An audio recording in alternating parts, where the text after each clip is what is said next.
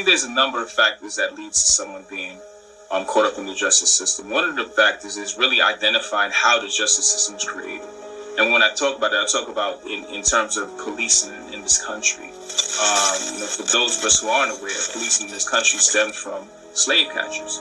The system of slavery throughout this country, where government-sanctioned individuals were set out there to apprehend runaway slaves, to deter them through violence and all kind of means in order for them to not, run away from their masters, essentially not work for free. So this is how the system was created. So policing in America started from this. So when you look at a system that supported slavery, supported Jim Crow laws, and all these other atrocities that happen to black and brown individuals, I think that's where it starts. And this system of oppression that is meted out against folks of color throughout this country from the beginning to now, present day, is one of the main factors why folks are caught up in this particular system, especially black and brown individuals. I'm not saying all police are bad, but what I am saying is that there's ample evidence to show that there's a total racial disparity when it comes to those who are arrested, especially as it relates to black individuals and white individuals. There's a black individual is 10 times more likely to be arrested for a crime than a white individual. And it's kind of an ironic kind of situation where in many respects, when you talk about slavery, you had some slaves who had to work until they received money so they can buy their own freedom. And when you look at the prison basically developed in a way of creating like a new form of slavery, where it says that all men are created equal, except in those cases of someone in the committance of a crime. And during the late 1800s, where we were supposed to be free, you had many folks in the South who would be arrested for loitering, or children that would be arrested, and then they would be placed back into servitude. These are copies of contracts from 1891, 1893, and 1895 between the Galveston-based Ball Hutchings and Company and Texas State Penitentiaries. The contracts are for farm labor. So in the contract, the number 2 stipulation is that the convicts whose labor is to be furnished under this contract shall be Negroes. That line is disturbing and very telling for activist Samuel Collins. So it was not just simply about convicts, it was specific convicts that they were trying to basically re-enslave. It has to do with the 13th Amendment to the Constitution, which abolished slavery. The amendment reads, in part, "Neither slavery nor involuntary servitude, except as a punishment for crime, shall exist within the United States." All of that made perfect sense to me, minus this one part, except as a punishment for crime. Basically, that says you can punish a criminal with slavery. And we do, all over the country, all the time. It's called prison labor. We're all sort of familiar with the idea. Prisoners making license plates is the classic example, but that is the tip of the iceberg. Across the country, convicts do work in carpentry, sewing, mining, packaging, firefighting, telemarketing, fish farming, and artisanal cheese making. That last one is why this is back in the news. Whole Foods took some flack for selling felon-made cheese, and at a pretty hefty markup. Now, according to the American Civil Liberties Union, this isn't inherently a problem. Most prisoners want to work, and jobs for prisoners can be a very positive thing. That's David Fauti from the ACLU's National Prison Project. But given the vast power inequality between prisoners and their employers, there's also a real potential for exploitation and abuse. That potential is grounded in the fact that this really is slave labor. Inmates can be forced to work as long as they're deemed fit, and can be punished if they don't, including, in some cases, with solitary confinement. And then there's the question of money. We don't have to pay prisoners a dime for their work. Some states do require that prisoners are paid, but courts have consistently ruled that any pay is, quote, by the grace of the state. In other words, just to be nice. It's so many different connections, right? Sometimes people commit crimes just so they can eat, right? And so one of the things that we should consider, or maybe we should consider a universal basic income. Maybe we should consider trying to make sure that there is parity. I mean, the income gap between white Americans and black Americans is still so ridiculously wide that if there isn't something done about that, then the poverty to prison pipeline will continue. And for some people, they want it to continue. Some people, they want it to continue. So there's a lot of different things that need to be done. One, we need to make sure people have jobs, they have a stake in their communities, they have access to medical care, health care, they have access to job training, education, things that will allow people to arm themselves to get the skills that they need so they can either get a job or start their own company or start their own business or something to that effect. If we don't give people that, then they will not ever be independent. If you only give them government handouts or just minimal assistance, that's never going to do anything for them. Let me give you an example. When I was young, I was in college, I got pregnant, I had to drop out of college. I didn't have any money. I grew up in the projects.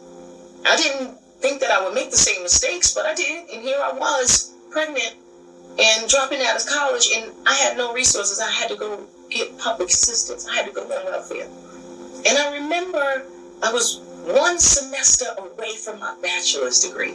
I remember going to meet with a caseworker, and I remember her saying to me, "You have to get a job." And I said, "Well, listen, I am one semester away from a bachelor's degree. Let me go back to school. I can do the same time. I'll put in the same hours. Let me go to school. And then I'll be off welfare. I'll have a bachelor's degree. I'll be able to do something." They told me that going to school where there was any type of matriculation, this is what they told me. If there was any matriculation, that program would not qualify. I would not be able to go to school and keep my benefits. The only way I would be able to keep my benefits if I became a part of the WEP program, which was the Work Experience Program. And I remember saying to the worker, "So you want me to go clean up the park instead of going to school to finish my degree? That's what you think is best for me?"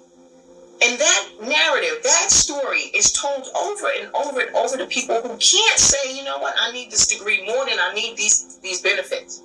Maybe they don't have family and friends that they can turn to and say, "Listen, I'm going to be cut off and I might not be able to get no food.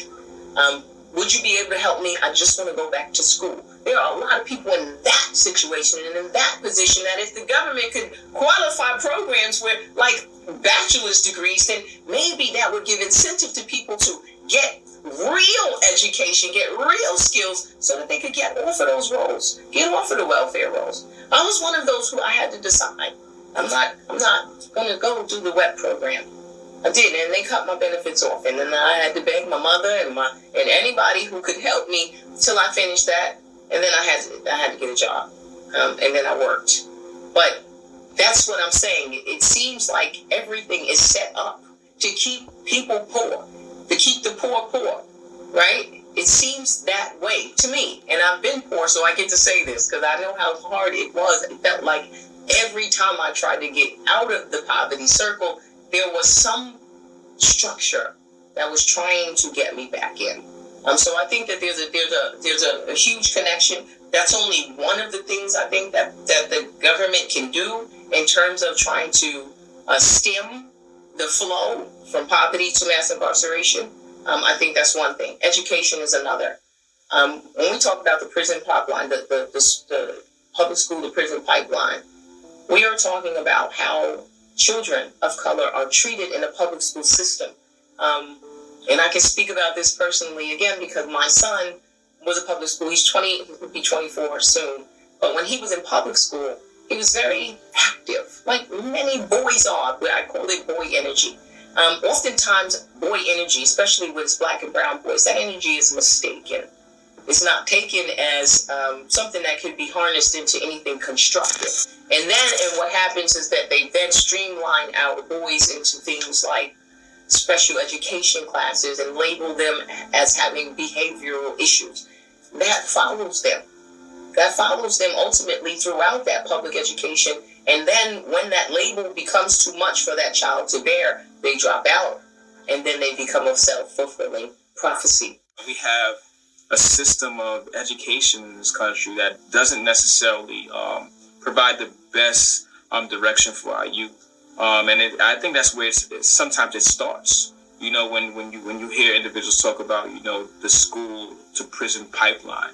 And I think that that's a real thing. You know, growing up in Brooklyn, New York, I myself have been a part of this system that didn't necessarily understand me, didn't understand how I would like to be taught, how I need to be taught. I was often taught by teachers that didn't come from my community, didn't understand who I was, who I am, didn't understand my blackness, and in many cases decided to, you know, push me towards medication and other things where I just may need it as somebody who understands where I come from. And I think for our children who are raised in this particular system of education that is not really identifying their uniqueness, their need to be taught in a way that they understand, oftentimes they get ushered out of this system of education into the system of incarceration. Because we have finally gotten more police officers on the street. That was one of the goals that the president had when he pushed the crime bill that was passed in 1994. He promised 100,000 police. We're moving in that direction, but we can see it already makes a difference. Because if we have more police interacting with people, having them on the streets, we can prevent crimes. We can prevent petty crimes from turning into something worse. But we also have to have an organized effort against gangs. Just as in a previous generation we had an organized effort against the mob. We need to take these people on. They are often connected to big drug cartels. They are not just gangs of kids anymore. They are often the kinds of kids that are called super predators. No conscience, no empathy. We can talk about why they ended up that way, but first we have to bring them to heel. I find that in the work that I do, working on Rikers Island, Horizon Correctional Facility, where I'm working with, you know, teens, 13, 14, 15 years old, who should, by all accounts, be in high school, on their way to college, but instead they're in juvenile detention centers, possibly on their way to upstate New York. There's this phrase that you might hear in the news sometimes, the school to prison pipeline. It's shorthand for how schools are funneling students, especially black students, into the criminal justice system.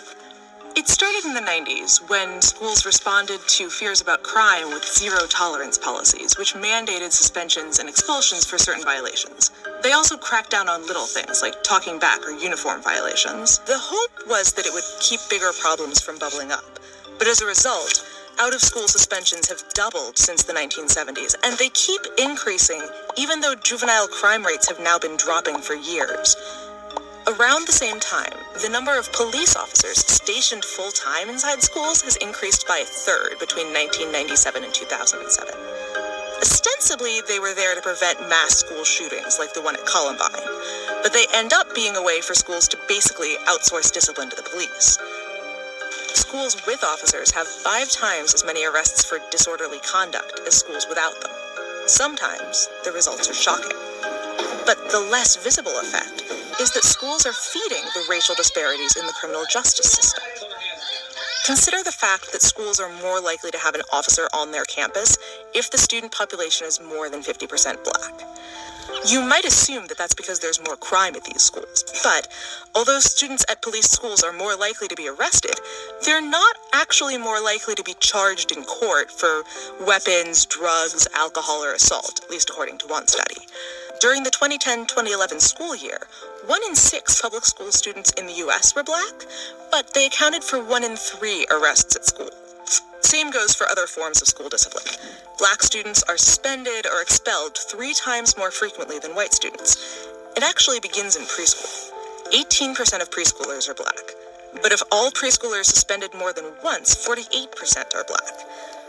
Studies show that differences in behavior can't fully account for these disparities.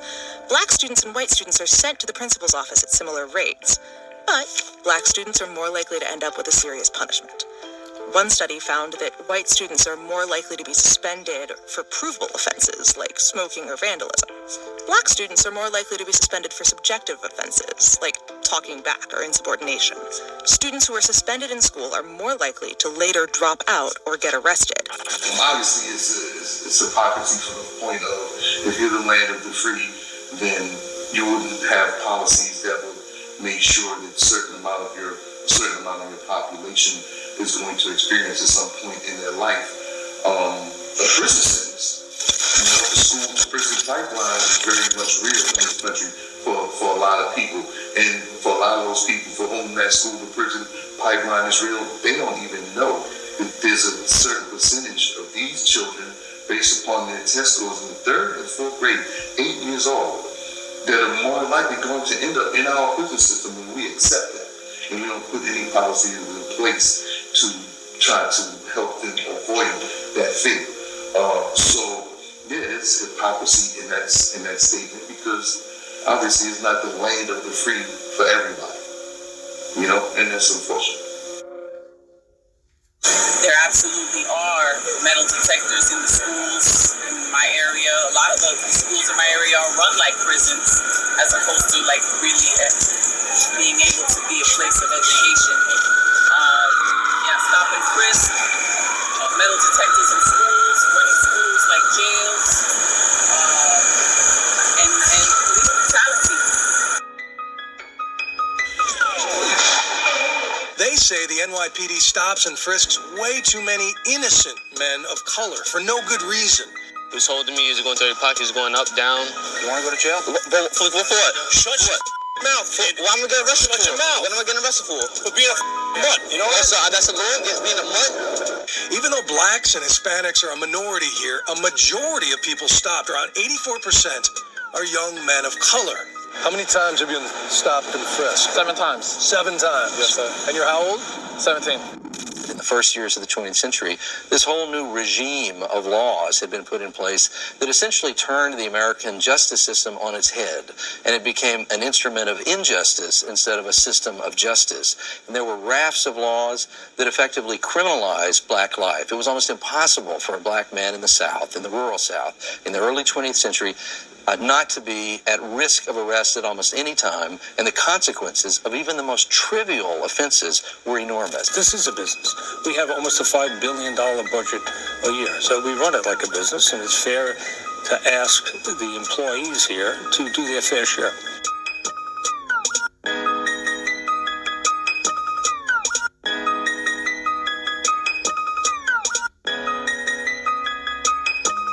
Latino men were allegedly arrested for manspreading. A young African-American woman, the officer charged her with being in a park after dusk. Squeegee pests, they're not being overrun. Those will be taken care of very, very quickly. I'm born and raised in the Boogie Down Bronx, and actually the police precinct that where I live, that we're under that jurisdiction, is the 43rd precinct, and they are the precinct that killed Amadou Diallo.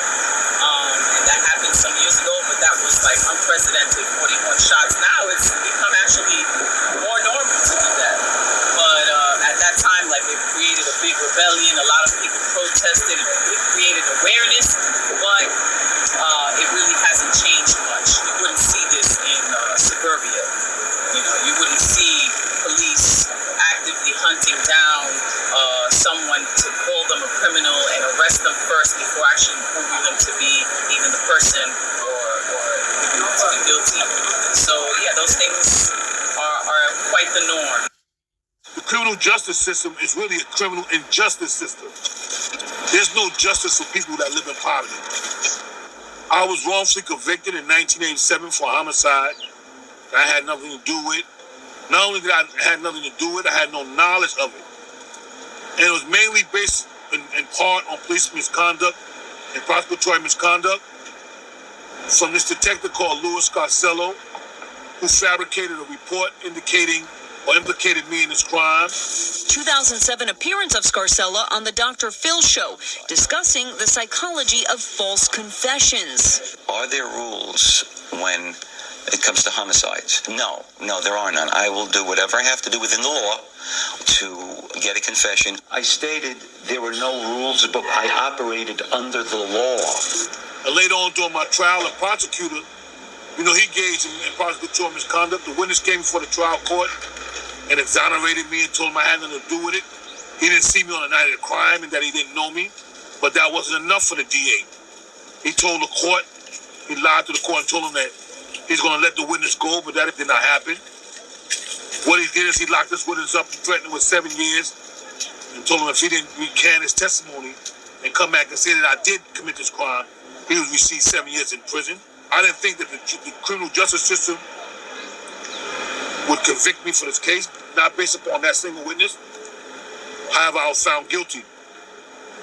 There was no light shining in my courtroom, so they was able to get away with this, and they continue to get away with it. Right now, there's probably some youth somewhere right now crying out for help on something he didn't do. If you don't have no money, sometimes if you don't make the right connections, you're gonna get found guilty. There was no evidence to link me to this crime other than the exception of this coerced witness. And right now, I'm still wrestling with the Brooklyn DA's office about them overturning my conviction.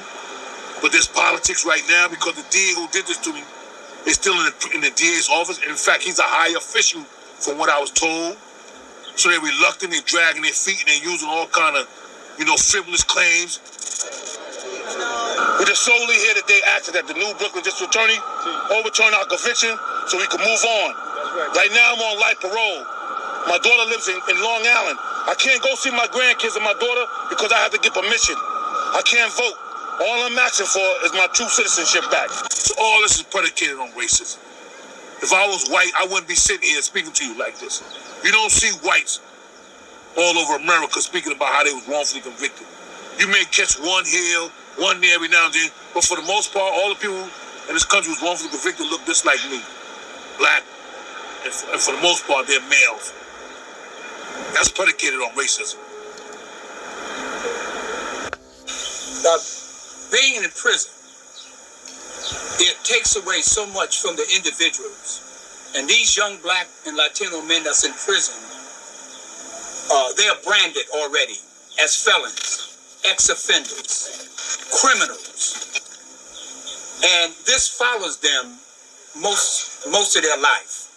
So when they come out, they have no means of employment because a lot of them are afraid to go and ask or seek a job or hunt for a job because the first thing they are asked, have you ever been arrested? Have you ever committed a crime? And so they are reluctant to even talk to employees for a job. And many of them don't have skills. In fact, that's the reason why they're in prison, because they didn't have a skill. They didn't have a means of employment. So what they did was they resorted to crime. They resorted to selling drugs. They resorted to becoming stick-up kids or criminals in the neighborhood. And that took them completely out of the job market. And that has hurt many of them. And it has put a profound effect on their families and, of course, their community. It's not necessary for anyone to be labeled a felon. It's not.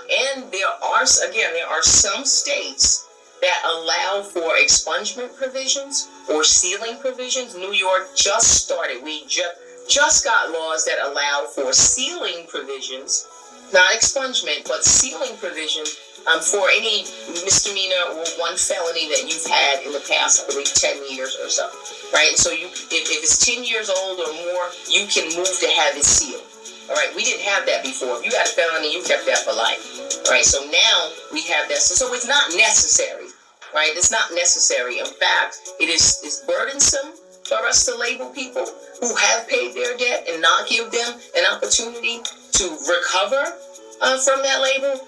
We're supposed to be a nation of second chances, right? But it doesn't seem like those second chances are available to everyone, unfortunately. They don't seem to be available to people that look like me.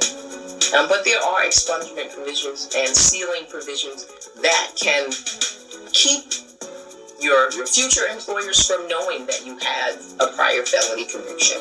And so if you qualify, and a lot of people don't know about these provisions. They don't know that these statutes exist in their state. I've told many people in New York, and they didn't know that they exist. You have to avail yourself. Information is power.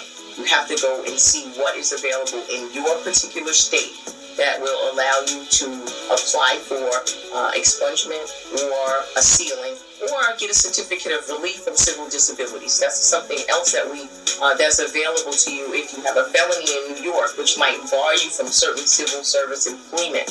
If you can demonstrate that you've stayed out of trouble, that you're living a law-abiding life, you can apply to the judge that sentenced you and ask for a certificate of relief from civil disabilities, which would then allow you to apply for those civil service jobs. So you don't have to be labeled a felon.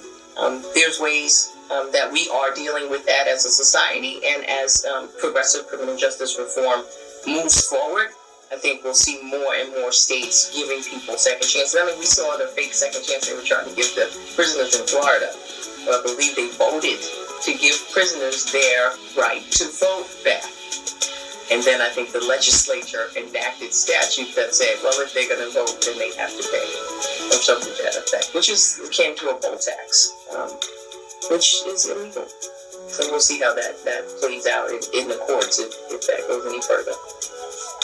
The fight over restoring felons' voting rights is really heating up. Tennessee state lawmakers are now trying to put limits on felons who want their voting rights restored. The House is aiming to clear up Amendment 4, which voters approved 2-1 last November. The amendment calling for the rights to be restored once all of their sentence, including parole or probation, is finished. A new proposal, however, requires felons to pay off court costs, fees, and fines before getting their voting rights back. That measure trying to create a clear way to determine who is and who is not eligible to vote. We recently had a change in how marijuana is being applied in New York State. You know, it hasn't been legalized, but it's been decriminalized. And I asked myself, what does that mean? What does that mean for folks that use marijuana recreationally? What does that, you have other states, I think roughly 11 states right now that have legalized marijuana. So what is stopping New York State? But when that does happen, because I believe it will happen, when that does happen, will these same individuals who profited from seeing black and brown individuals go to jail for years in some cases now be the same individuals that profit from the legalization of marijuana? And I believe there should not be a legalization of marijuana in New York State without some kind of effective policy that provides support and resources for those individuals who have been negatively impacted by marijuana laws. And I'm talking about those individuals that were sent to jail, those individuals that was heaped with felonies and all these various things. It should not be an opportunity for the Philip Morrises and all these tobacco companies to now come into New York State and totally take over this. Because again, this will show that there is complete disparity when it comes to the application of laws and the application of the have and the have-nots. Public enemy number one in the United States is drug abuse. In order to fight and defeat this enemy, it is necessary to wage a new all-out offensive. Personally, I have a dear friend who spent over 11 years in Sing Sing because he was in an apartment where they raided and there were drugs in the apartment, and he had a clean record, wasn't even involved. He was at the wrong place at the wrong time and did over 10 years in Sing Sing prison. I think it's under the Rockefeller laws. So he didn't grow up. Came out and she was already a teenager, and that's just one example of how the American justice system has negatively affected someone that I know. The crack era, you had all of these sentences where if you had an ounce of crack, you could get 7 years. Where if you had an ounce of coke, you get a year. The laws were made to keep us in there. And where was all of these drugs at? It was in the African American community. So when you have us selling drugs and get caught and you're getting 10 years and 15 years for something that's a non-violent offense, it's going to stay high. And soon, crack became a national crisis. Today, there's a new epidemic. Smokable cocaine, otherwise known as crack. It is an uncontrolled fire. Reagan's Anti-Drug Abuse Act imposed harsher sentences on crack than traditional cocaine use, leading to a decades-long debate that the law was unfairly targeting minorities and lower-income neighborhoods who couldn't afford the more expensive cocaine powder. Incarcerations in LA skyrocketed.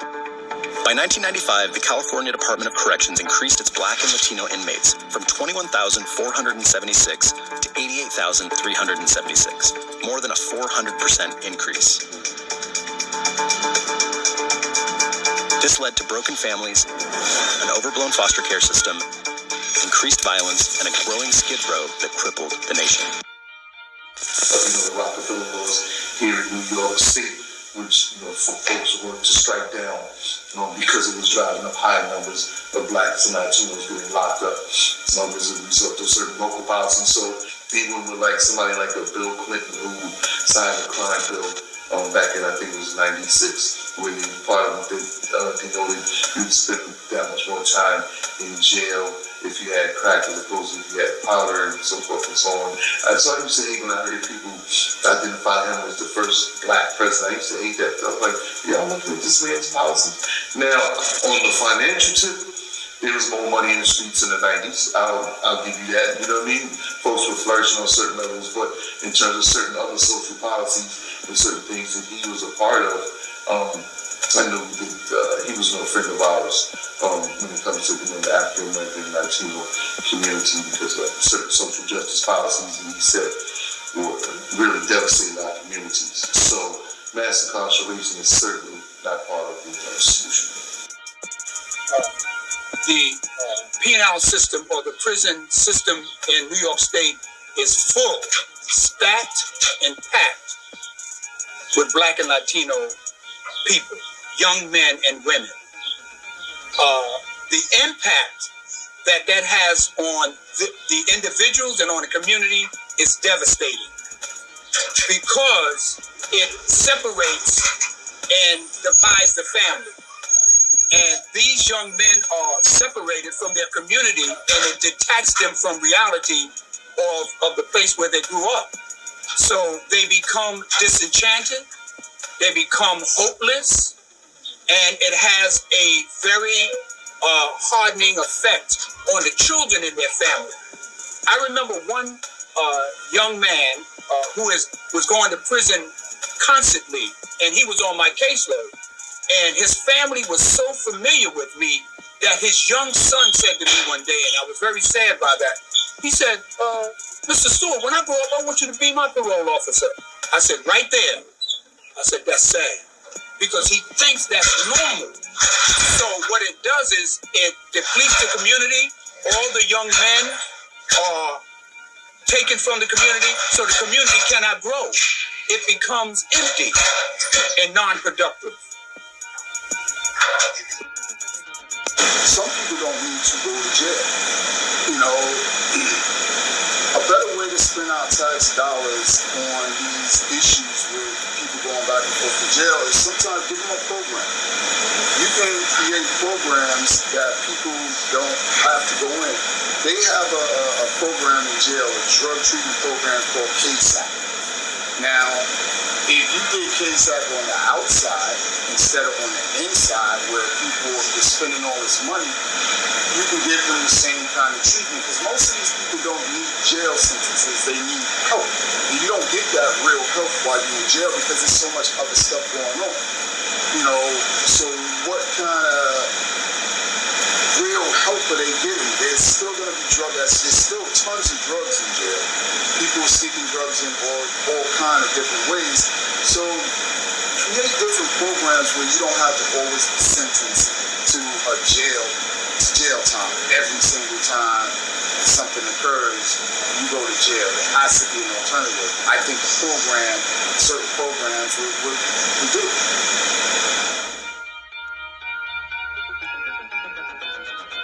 How about education? I mean, that's the first one that comes to my mind. How about putting some of that money in other places? You know what I'm saying? I mean, that's the first thing that comes to my mind. How about, this country is the richest country in the world and is 27th in education of all industrialized nations? How? That doesn't even make any sense. You know what I'm saying? There's certain countries who GDP and gross domestic product is maybe equal to that of the state of California, but they put that much more